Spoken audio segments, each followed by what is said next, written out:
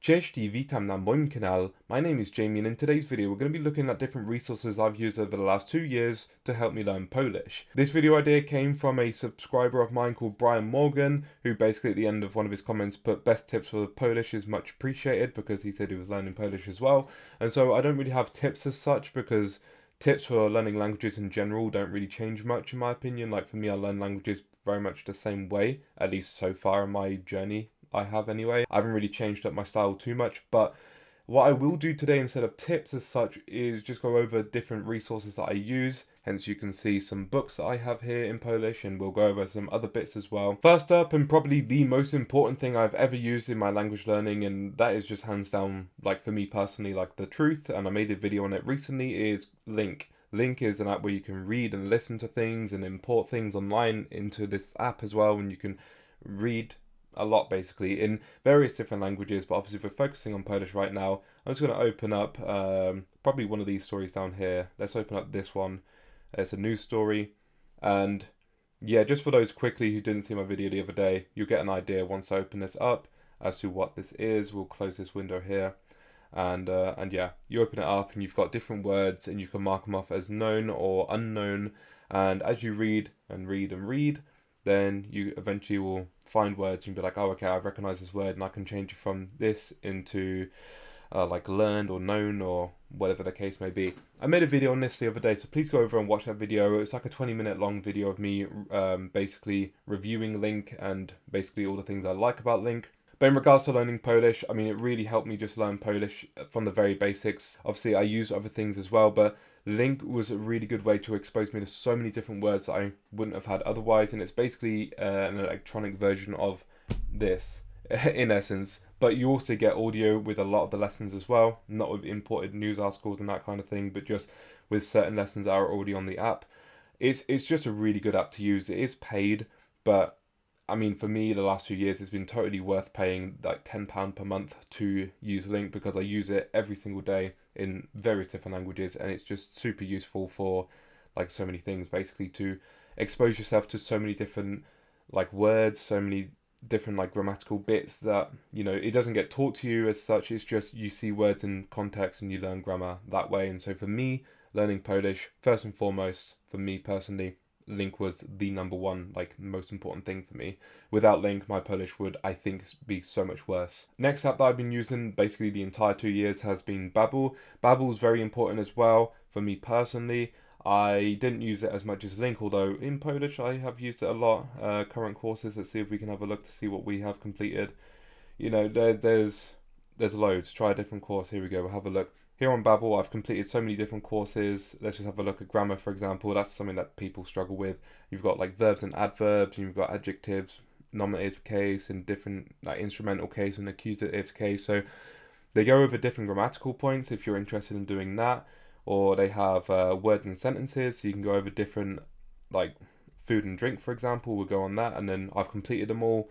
But you can, you know, go in food and drink and then basically complete the lesson within that particular topic.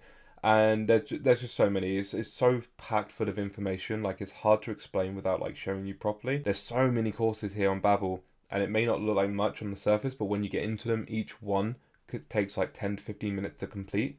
And like each one of these that I'm showing you have like 13 lessons within digital world, or transportation and travel has 11 lessons within this one.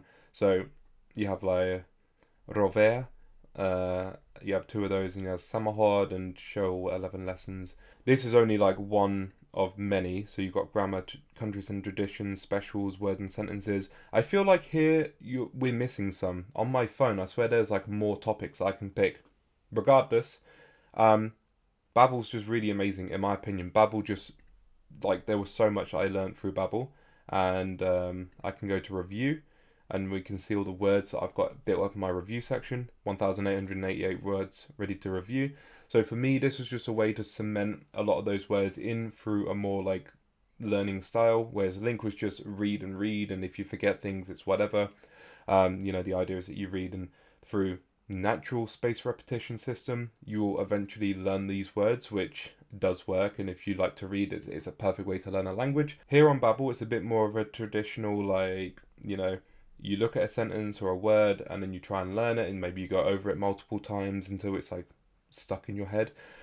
So you have all of these different things here, and you can see these phrases and words and whatever that I've learned over the time of using Babbel. But again, I've been doing Babbel for like 2 years. There's certain periods where I haven't used it for months and months, and other periods where I use it every single day for months and months. Obviously, that's just how I personally work when it comes to like language learning apps and things, because I like to eventually change it up and use other things to just keep it fresh. But there are certain apps like LingQ, for example, which I'm just every single day using because I know of its importance. Babbel is really useful. Again, you have to pay for Babbel. I just did like a one-time payment. I don't know how much it was now because it was like a couple years ago, but I did a one-time payment and I ended up getting all of the languages available on the app. So every time I want to learn a language that's on this app, I'll pick it up. So again, Babbel's really useful for that because I've now got this app which I've already paid for and I've got all of this content. And trust me, there's years worth of content on Babbel. Like honestly, there's so much. A couple of apps that I just want to quickly mention are iTalki. Most people know what iTalki is. It's basically an app where you can meet people and talk with them for an hour. You pay them a little bit for their service, and basically it's just like a conversation for the most part, at least from my experience. And what you can do on iTalki is basically get them to give you feedback after the lesson and send you a bunch of phrases and words that you kept on struggling with, and then you can try and study those phrases and words in whatever way you would like to best, whether it's writing them down, whether it's in LingQ, or whatever you find fit. So yeah, iTalki is a really useful one that I really need to get back into this year. And also more recently I've focused in on using Tandem. I haven't really ever used Tandem or HelloTalk before, but more recently I decided to use Tandem, and Tandem is actually quite a useful app. It's just texting basically, but you can send voice notes, you can correct messages when they use the wrong grammatical point or whatever, and so when you send a message and someone corrects it, you can then look at where you went wrong, and yeah, essentially you can start to try and make notes and learn that way. And so I like so many people talk to me on Tandem, it's actually quite overwhelming, so I don't always reply to people back. But when I do, I try my best to do my best in that language. Obviously, again, focusing on Polish, I try to talk the best Polish I can. Sometimes I do use Google Translate to help me, but I do my best not to use that because it can become very easy just to use that as like a copy and paste mechanism. So you're not even learning, you're just using Google Translate to basically talk to them. So yeah, highly recommend LingQ, Babbel, iTalki and Tandem to be like four of the apps that basically I've used throughout the last couple years to some degree to help me learn Polish, and all four of them have had a huge impact on my Polish. Now I want to talk about books because we spoke about LingQ a minute ago, and these are basically physical versions of LingQ in a way. Basically, I've got various different books. First of all, actually, we've got all of these. These, if you can't see, because I don't know how well you can see in the camera, this is Harry Potter 1 through to 7. There is one missing one, which is over here. This one is because I was currently reading through it. I haven't actually picked it up in a long time because I read through the entirety of number 1, which is all the way over here, and then I started with number 2 and I'm like halfway through, maybe a little bit less than halfway through. Nice looking books, cool looking covers and stuff, but the issue is I don't understand them. My Polish is not good enough to understand the content in here. Let's just pull out the biggest one.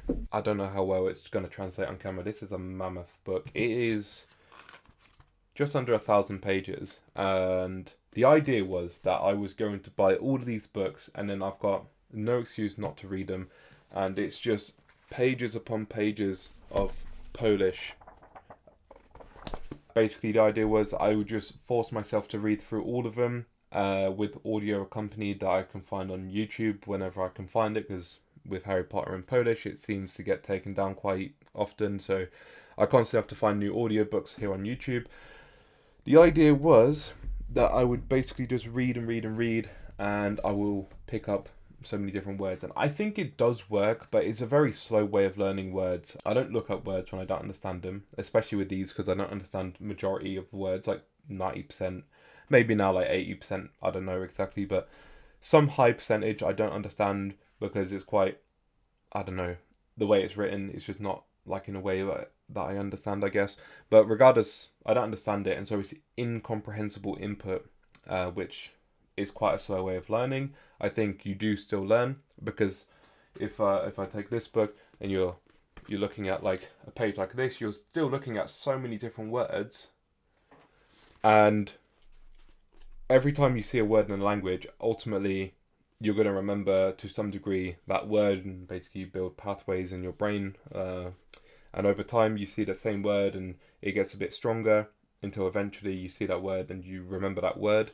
Regardless of whether you actually know the meaning or not, you just remember the spelling or the way that it's like written or whatever. And so my idea was just to flood my brain full of millions of words, because I don't know exactly how many millions of words are in these books, but surely there's millions per book, I would imagine, or at least hundreds of thousands, maybe not millions, apart from maybe this one with 1,000 pages, but they're big books, and I thought I'm just going to plow my way through them. Turns out, so this one, number one, for example, which is the only one I've read all the way through, this is only 300 pages, okay? 319 pages of material. This took me, I think it was 16 hours to read through with the audiobook, because I don't know why actually, that's just how long a book takes, I guess, reading through it. I just read through page by page by page, using the audiobook that I found on YouTube, which is probably now taken down. And yeah, so that was 300 pages. It was about 16 hours. So if I've got 1,000 pages here, and I've also got all of these other books, that's so many hours of content that I'm having to find time to read through and not understand it. And so the issue I found was that actually I didn't understand it, and so I found it quite boring, so I couldn't sit there for long until I lost focus. And so actually it wasn't a great way to learn. Ultimately, now it's just sat there, or it's sat up on my shelf actually, but I brought it down for this video, but it's just sat there not really doing much because my Polish just isn't at a good level. But eventually, when my Polish does get to a good level, I can obviously use this as material that I can then open up, read, and hopefully understand more, and then use that to, continue reading. So basically, I wanted to mention that because this is the bulk of my physical Polish books. I wanted to just say, these are way too difficult for me, for my level, but eventually I'll get to that point where I do hopefully understand them, and then I can finally use that resource that's just been sat in my bedroom for God knows how long. But I've already got that now, so I'm going to eventually use it at some point. Something a little bit more simple, Mały Książe. Basically, it's The Little Prince, Le Petit Prince in French, which is the original. And I've also got El Principito, which is the Spanish version, up on my shelf as well. I'm not going to get it down, but you can basically see it's a lot more simple. There's pictures and stuff to help you more understand the story. It's a lot more bite-size. You can read. The chapters are very short. The chapters are a page or two long normally. It's about 93 pages. It's not even 100 pages. And it's just a very thin, light book. It's not overwhelming. You can just read through it, and yeah, it's more digestible, more comprehensible. It's just a bit of a fun read. If you wanted to use the audio as well, you can look on YouTube, Mały Książe audiobook, and you should be able to find it. It's about 1 hour and 42 minutes if I remember correctly from memory. I've used it once or twice to read through with the audio. Polish for Dummies.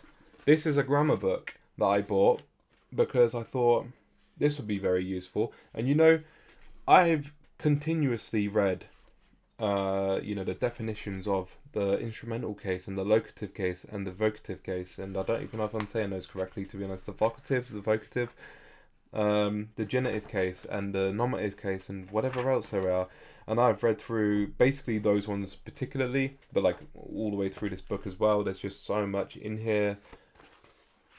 Ultimately, I'm not sure if it's me or not, I still don't understand fully the uses of the cases in languages.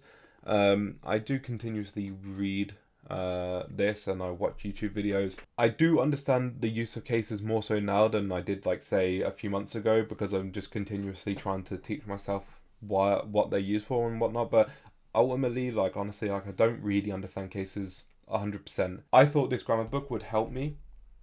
It hasn't all that much.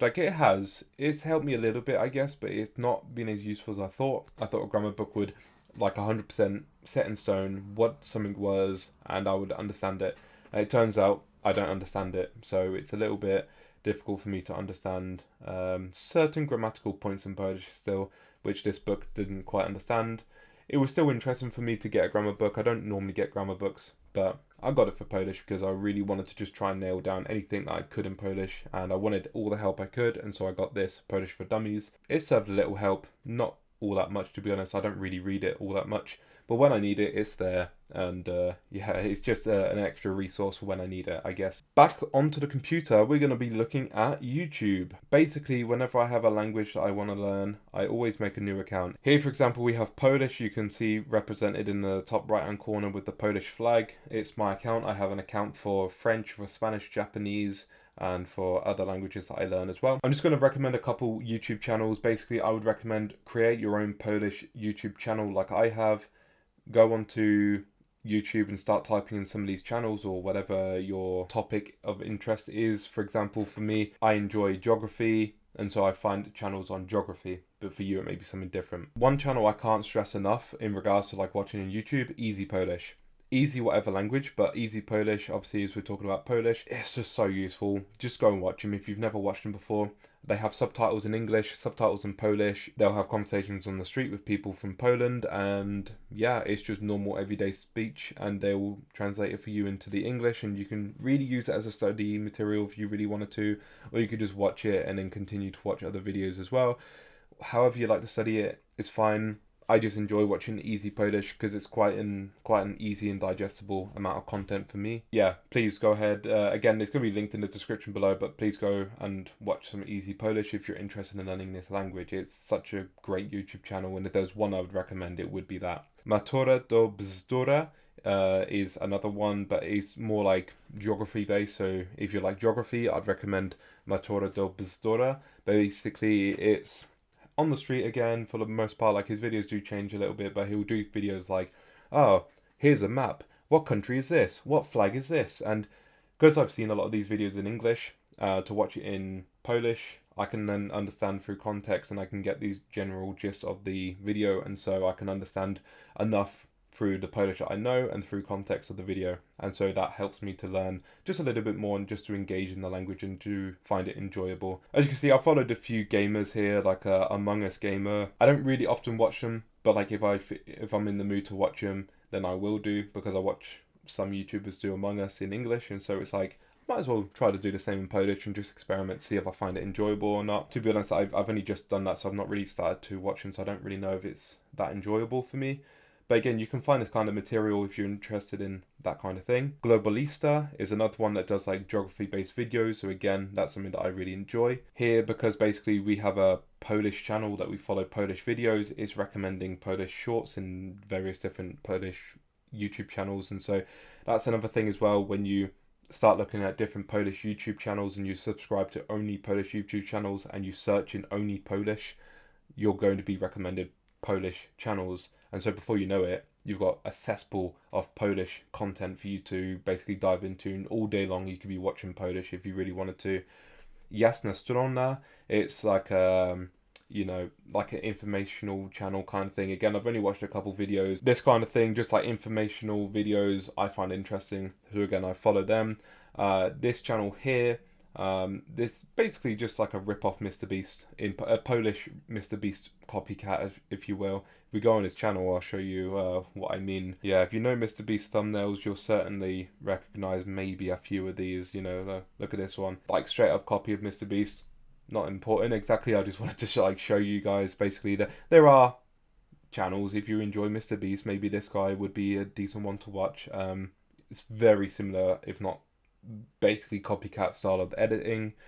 So obviously you've got that as well if you're interested, and there's so many like videos that he recommends to me, and I'm not subscribed to all of these, but certainly a few of them I am, and so it's just recommending different Polish videos in different topics. Whatever you find interesting, just go onto Google Translate and type in what you find interesting, copy and paste it into Google or YouTube search, and then you'll find the content. So YouTube's a very big tool. I don't use it enough, to be honest, in other languages because I'm too busy using it in English. But when I do use it in Polish or other languages, I've got my own separate accounts for each language, and I just use them to then immediately transport myself into like this language, and then I'm immersing in a particular language. Something else that I do as well, I have a VPN, I have Surfshark, not sponsored or anything, but I have Surfshark, and basically I set it to Warsaw, and then I get adverts in Polish. If I wanted to do that for Japanese, I set it to Tokyo. If I wanted to do it for Spanish, I'd set it to Barcelona or Madrid or whatever. But here for Polish, set it to Warsaw or Gdańsk. They're the only two that are available in Polish on Surfshark. All of a sudden, my adverts are in Polish. And so it, again, is a decent way just to get that a little bit more exposure. And it's what I use quite often to get, a full experience of immersion. Netflix. Because I've got the VPN, Netflix is quite useful. But you don't necessarily need a VPN. There are still a lot of series on Netflix which you could find without a VPN or whatever. Something I only found out about just before making this video, which is really cool, is up at the top here for like TV shows and movies. They have like this, what seems to be like a new feature called Browse by Languages. If we click it, you can select your preferences, original language. We can do original, dubbing or subtitles, so we'll do original. And then we got original in all of these different languages. And it seems to be like Netflix recently has added a lot more languages. I've never seen Lebanese before, for example, on Netflix. And I've never seen Tamil or Telugu, for example. So this is really interesting that Netflix is also adding languages. But we'll select Polish, sort by suggestions or years of release or whatever. I'm just going to do suggestions, and then to my knowledge, all of these should be then Polish series for you to watch.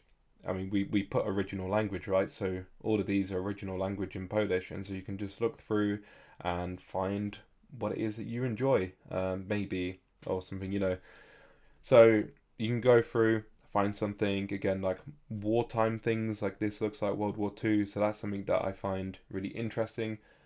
Personally, but maybe you want something a bit more light-hearted, so you'll find something maybe that's more light-hearted. I've watched 1983, pretty decent series from what I've watched. I've not seen the whole thing. I've seen a few episodes basically, and that's quite a decent one. There's a surprising amount of Polish I understand in it, which I'm surprised at myself. I use subtitles in Polish as well as audio in Polish.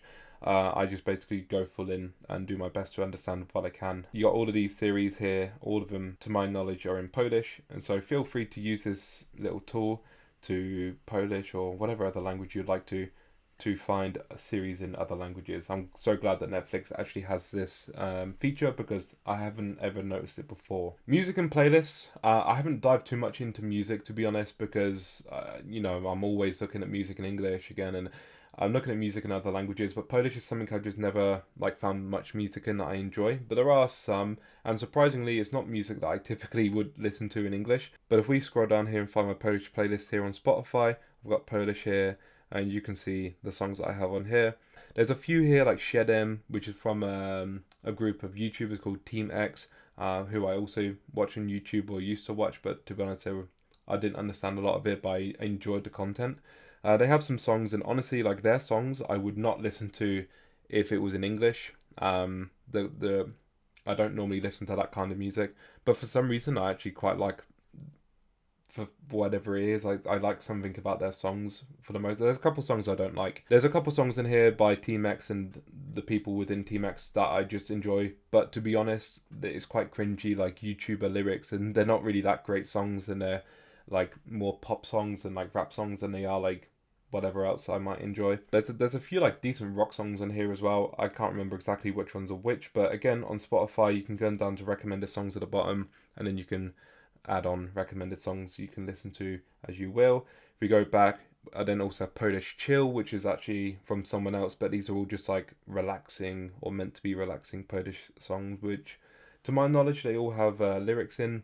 I don't listen to them as much. I still need time to like look through and see what I enjoy. And then if we go down even more, we will find hopefully a couple podcasts in Polish, like this one for example. I don't know how much I've listened to that one, but Lekcja Historii. I've listened to a decent amount of Lekcja Historii. Quite difficult for me to understand. To be honest, I don't understand a lot of it, but I quite liked the podcast, but I stopped listening to it because it was too difficult. Again, I've got it for whenever I get more to that level. SBS Polish as well. SBS Po Polsku. It's another one I've listened to a decent amount. Not in quite a while again. I've stopped listening to podcasts as much because I use LingQ for a lot of my podcasts, but I still do use Spotify occasionally for different podcasts and that kind of thing. And that's basically it for my Spotify in regards to my Polish language learning. Google Translate. Don't need to really say much about this. If you want to say something like how are you here on English to Polish, jak się masz. That's the very basic way of saying it. Like how are you today, jak się dzisiaj masz. how are you today? Jak się dzisiaj miewasz? There's some different translations there. One thing I've noticed literally today as well about Google Translate, you've got this little system here, you can rate the translation, you can rate it yes or no, and then you can suggest an edit. So if the translation is bad and you know the languages well enough, you can suggest edits, which is a really cool thing in my opinion. I've always wanted Google Translate to do something like that, because look at the amount of languages they now have. There's loads. And in languages like Japanese, where the translations are quite often pretty terrible because of how difficult it is to translate one to another, I'm hoping that this kind of system will sort of fix it, where you can rate translations and and people can basically get better translations for what they're trying to find. So Google Translate, everyone knows Google Translate, but I've used it a lot in regards to learning Polish, and whenever I need to find like a particular word, like particular as an example, here we go, here's the translation, and then we can find adjectives, and then we got all this down here as well we can look at. Even has frequency usage, so maybe don't use this one as much, but you want to maybe use this one a bit more. You know, you can look through and you got all of these synonyms basically, and it's really is a lot more useful than what people think. I think people think Google Translate is terrible. If you use it correctly, you actually can find out a lot of really decent information from Google Translate. I changed my phone language to Polish and to other languages, but literally right here, I'm not sure if it's going to focus, but up the top there, above the time, it does say Niedziela 8 stycznia. Stycznia, is that how you say January? When I open up my phone, all of my apps as well are in Polish, because my phone's set in Polish. But if you go into settings and then you go down to individual apps down at the bottom here, let's find Google Translate for example. You can then at the bottom you have what's in Polish język, but you got different languages you can choose, and you've got the suggested languages at the top here because I've previously added these languages in there. So I can just go onto individual apps, change Google Translate from English into Japonski for example. If we go over to Google Translate, it's now all in Japanese, because that's just how I've just previously said it, and you can look through and yeah, a bunch of Japanese. So it's very easy to change it into like another language, change it to French, and then all of a sudden we've got all of this in French. But obviously again for this video we're going to be looking at Polish, and so here we go. Here's all of the all the languages in Polish basically, and you can feel free to try and do your best to understand all of this. But that's just a quick way, and you can do this in basically any app that you have. So if we go to YouTube Studio at the bottom, język, again mine's already set in Polish, but if I wanted to set it to any of these other languages, it's so easy just for me to set it to other languages, and it's there, it's done.